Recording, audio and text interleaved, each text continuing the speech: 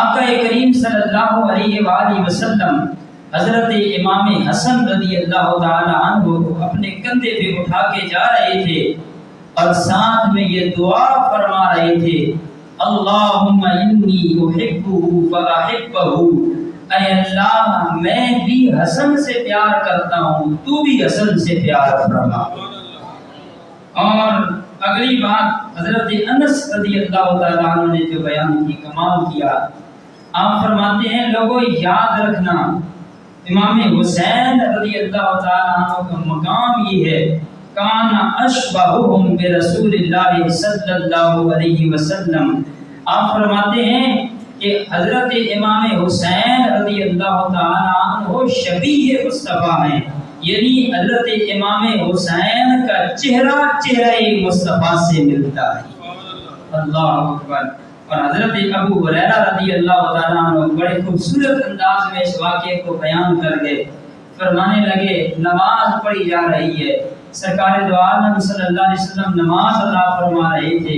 امام حسن بھی آ گئے، امام حسین بھی تشریف لے آئے، دونوں شہزادے آئے، سرکار دو عالم صلی اللہ علیہ وآلہ وسلم نے سر سجدے میں رکھا، امام حسن رضی اللہ تعالیٰ عنہ بھی اپنے نانا کی پشت پر سوار ہو گئے، بچپنا تھا، امام حسین رضی اللہ تعالیٰ عنہ بھی اپنے نانا کی پشت پر سوار ہو گئے۔ میرے آقا علیہ السلام نے سجدہ مکمل فرمایا اور جب سجدے سے اٹھے دونوں شہزادوں کو کندھوں سے اٹھایا، سجدے سے اٹھے اور پھر دوبارہ سجدے میں چلے گئے، پھر دونوں شہزادے کندھے پر سوار ہو گئے، آقا علیہ السلام کی پشت پر سوار ہو گئے، آقا علیہ السلام نے پھر انہیں اتارا اور سجدے سے سر اٹھایا اور پھر سرکار دو عالم صلی اللہ علیہ وسلم نے اپنی نماز مکمل فرمائی اور پھر سرکار صلی اللہ علیہ وسلم نے انہیں اپنے زانوں پر بٹھا کر ان سے پیار فرمانے لگے۔ یہ ہے حضور نبی رحمت صلی اللہ علیہ وسلم کا اپنے نواسوں سے پیار، کہ ادھر خدا کی عبادت ہو رہی ہے اور وہ بھی عبادت، وہ عظیم عبادت کہ سجدے والی وہ عبادت جو میرے رب کو اتنی پسند ہے کہ سرکار دو عالم صلی اللہ علیہ وسلم نے ارشاد فرمایا، اذا صلی احدکم فانہ یناجی ربہ،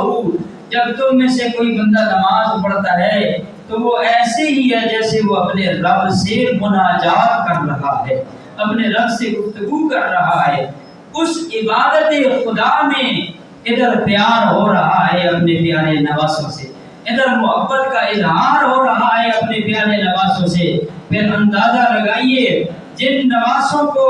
نماز میں اٹھایا جا رہا ہے، جن نواسوں کو حالت نماز میں بٹھایا جا رہا ہے، پھر ان نواسوں کی عظمت و شان کا بارگاہ مصطفیٰ میں کیا عالم ہوگا۔ اور پھر وہ نماز جس کے بارے میں یہ حکم نہیں آیا کہ اے میرے محبوب آپ نے دوران نماز شہزادوں کو اٹھایا ہے، پھر بٹھایا ہے، پھر اٹھایا ہے، پھر بٹھایا ہے، اور آپ نے اس حالت میں نماز مکمل کی ہے، لہذا حکم نہیں آیا کہ دوبارہ نماز پڑھیے۔ اگر حکم آتا تو پھر بات اور ہوتی، حکم نہیں آیا کہ یہ نماز ریجیکٹ ہو گئی ہے، یہ نماز کینسل ہو گئی ہے، یہ حکم نہیں آیا۔ اس کا مطلب یہ بنتا ہے کہ شہزادوں کا رب کی بارگاہ میں بھی اتنا مقام ہے، رب کے محبوب کی بارگاہ میں بھی اتنا مقام ہے، ادھر خدا کی عبادت ہو رہی ہے، ادھر شہزادوں سے پیار کیا جا رہا ہے۔ اور اگلی بات حضرت سیدنا ابوبکر صدیق رضی اللہ تعالیٰ عنہ کی کمال کی بات ہے۔ حضرت ابوبکر صدیق رضی اللہ تعالیٰ عنہ حضرت امام حسن، امام حسین اور حضور کی ساری آل سے ڈٹ کے پیار کرتے تھے، اور اس کی وجہ جب پوچھی گئی تو آپ نے فرمایا اس کی وجہ یہ ہے کہ میں ان عظیم ہستیوں سے پیار اس لیے کرتا ہوں کہ ان کی نسبت اور ان کا تعلق میرے مصطفیٰ سے جڑا ہوا ہے، ان کی رگوں میں خون میرے مصطفیٰ کا ہے۔ بلکہ حضرت ابوبکر صدیق رضی اللہ تعالی عنہ نے حد کر دی اور کمال کا جملہ دیا، فرمانے لگے ابوبکر صدیق ان شہزادوں سے پیار، اتنا پیار کرتا ہے کہ جو میرے قرابت دار ہیں ان کے مقابلے میں رسول اللہ صلی اللہ علیہ وسلم کے قرابت دار مجھے زیادہ اچھے اور عزیز لگتے ہیں، ان سے مجھے زیادہ پیار ہے، مجھے اپنوں سے اتنا پیار نہیں جتنا مصطفیٰ والوں سے پیار ہے۔ جتنا حضور کے گھر والوں سے پیار ہے، اسی طرح حضرت فاروق اعظم رضی اللہ تعالیٰ عنہ، آپ کی کمال محبت دیکھیے، دیکھو صحابہ کی اہل بیت سے محبت ہے، ہمیں یہ سکھایا جا رہا ہے، ہمیں تو حضور نے بھی یہ سکھایا ہے، حضور کی آن نے بھی یہ سکھایا ہے، حضور کے صحابہ نے بھی یہ سکھایا ہے کہ حضور کی آن سے ڈٹ کے پیار کرنا ہے۔ حضرت فاروق اعظم رضی اللہ تعالیٰ عنہ، آپ حضرت امیر معاویہ رضی اللہ تعالیٰ عنہ کے ساتھ ایک کمرے کے اندر گفتگو فرما رہے تھے۔ حضرت عمر رضی اللہ تعالیٰ عنہ کا بیٹا دروازے پہ آیا، اندر آنے کی اجازت نہیں ملی،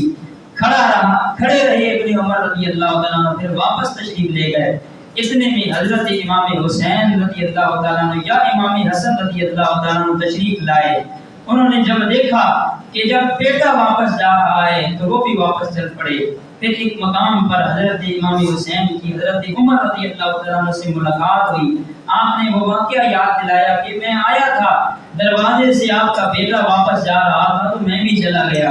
حضرت عمر رضی اللہ تعالیٰ عنہ ہاتھ جوڑ کے عرض کرنے لگے،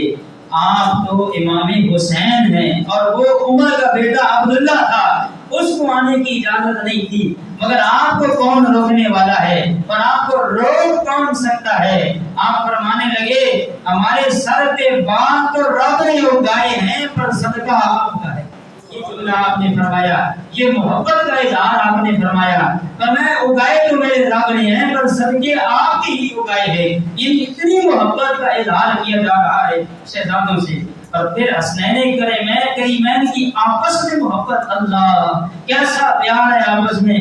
بچپن میں امام حسن اور امام حسین رضی اللہ تعالیٰ عنہ کی پیار والی ناراضگی ہو جاتی ہے۔ امام حسن اور امام حسین رضی اللہ، اس میں بھی ایک بڑی کمال کی بات تھی، ایک نکتہ تھا، ایک لطیف جملہ تھا۔ جب دونوں شہزادے ایک دوسرے سے جدا ہو گئے، حضرت ابو ہریرہ اللہ اکبر، اس امت کے بہترین حافظ کہ جن کو حافظت بارگاہ مصطفیٰ سے ملا ہے کہ یا رسول اللہ صلی اللہ تعالیٰ علیہ وسلم، میں آپ سے حدیثیں سنتا ہوں لیکن بھول جاتا ہوں، حافظہ کمزور ہے۔ سرکار دو عالم صلی اللہ علیہ وسلم نے ارشاد فرمایا، ابسط رداءک، اے ابو ہریرہ اپنی چادر ذرا سامنے بچھا دو۔ حضرت ابو، میں صحیح حدیث سنا رہا ہوں آپ کو، حضرت ابو ہریرہ رضی اللہ تعالیٰ نے چادر کو بچھا دیا۔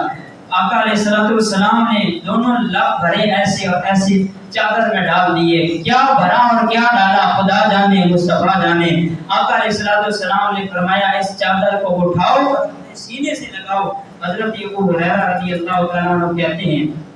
میں نے چادر کو اٹھایا، سینے سے لگایا، فما نسیت قط۔ حضرت ابو ہریرہ کہتے ہیں، جب آقا علیہ السلام کی اس حکم کے مطابق میں نے چادر کو سینے سے لگایا، پھر زندگی بھر کبھی بھی مجھے کوئی بات نہیں بھولی۔ اللہ نے مجھے اتنا حافظہ عطا فرما دیا۔ حضرت ابو ہریرہ رضی اللہ تعالیٰ عنہ آپ کہتے ہیں کہ میں حضرت امام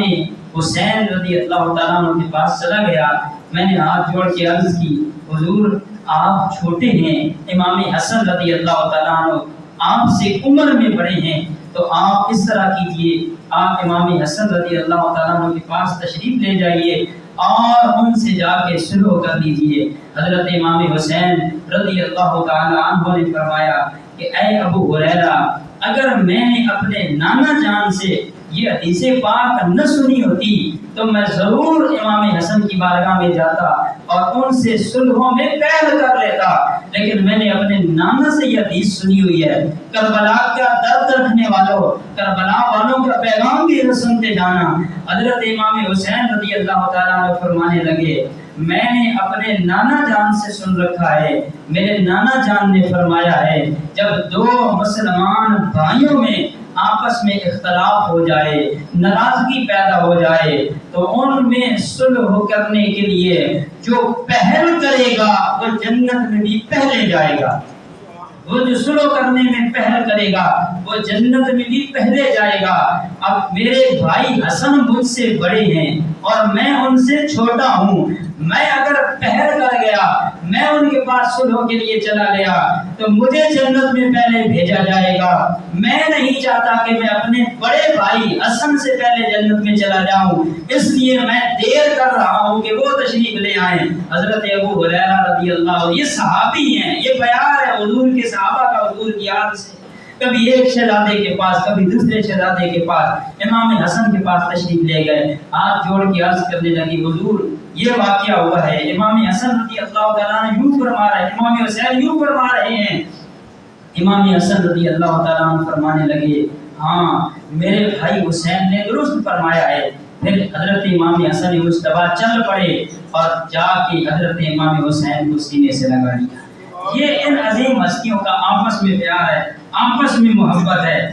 اللہ اکبر۔ اسی طرح حضرت ابن عباس رضی اللہ تعالیٰ عنہ اس حدیث کے راوی ہیں، آپ روایت کرتے ہیں کہ نبی کریم صلی اللہ علیہ وآلہ وسلم نے ایک دن حضرت امام حسن رضی اللہ تعالیٰ عنہ کو کندھے پر اٹھایا ہوا تھا، کسی دیکھنے والے نے دیکھا تو کہنے لگا نعم المرکب، کتنا پیارا سوار آج کندھے پہ سوار ہو کے جا رہا ہے۔ سرکار دو عالم صلی اللہ علیہ وسلم نے جب اس کہنے والے کی یہ بات سنی کہ سوار کتنا پیارا ہے، سواری کتنی پیاری ہے، وہ کہنے والا کہنے لگا سواری کتنی پیاری ہے۔ جب سرکار صلی اللہ علیہ وسلم نے یہ سنا کہ کہنے والا یہ کہہ رہا ہے کہ سواری کتنی پیاری ہے، تو سرکار صلی اللہ علیہ وسلم نے فرمایا سواری کو دیکھ رہا ہے، ذرا یہ بھی تو دیکھ سوار کتنا پیارا لگ رہا ہے،